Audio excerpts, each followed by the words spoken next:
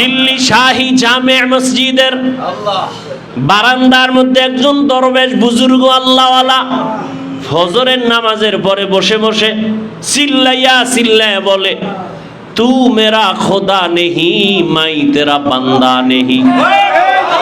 তুই আমার খোদা না, আমি তোর গোলাম না।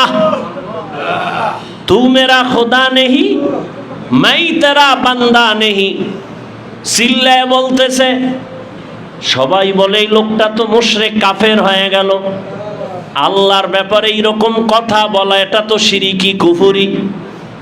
কিন্তু একজন বিচক্ষণ আল্লাহর গোলাম ওই বান্দা পাশে আইসা বসছে পাগড়িওয়ালা বুজুর্গর কাছে। আইসা এবার কয়, ভাইজান একটু কথা বলবো। আপনি যে বারবার বলেন তু মেরা খোদা নেহি মাই তেরা বান্দা নেহি, তুমি আমার খোদা না, আমি তোমার বান্দা না, কি বলেন, কাকে বলেন? উপর দিয়ে দেখা যায় একরকম, ভেতরের হালাত আর এক রকম।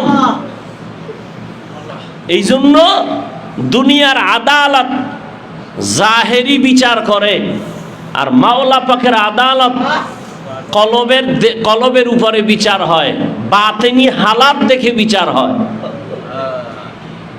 জাহিরি হালাতে বিচার করেন না আল্লাহ, করেন বাতিনি হালাতের উপরে বিচার।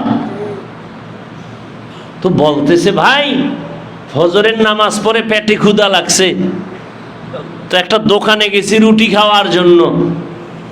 তো রুটি খাবো খালি, আমার নফস বলতেছে না হালুয়া লাগবে। কি লাগবে? আমি রুটি ফালাইয়া চলে আসছি, রুটিও খামু না হালুয়াও খামু না। আর আমি বললাম, নফস তুই আমার খোদা না, আমি তোর বান্দা না। তুই কইলি যে আমি হালুয়া খামু না, হবে না। তু মেরা খোদা নেহি মাই তেরা বান্দা নেহি। আকেলারা পেশা খামোশি বুয়াদ, পেশায় জাহেল ফারামুশি বুয়াদ। বান্দা বলে কি আর আমরা বুঝি কি? বুঝারও মানুষ নাই, বুঝানেরও মানুষ নাই।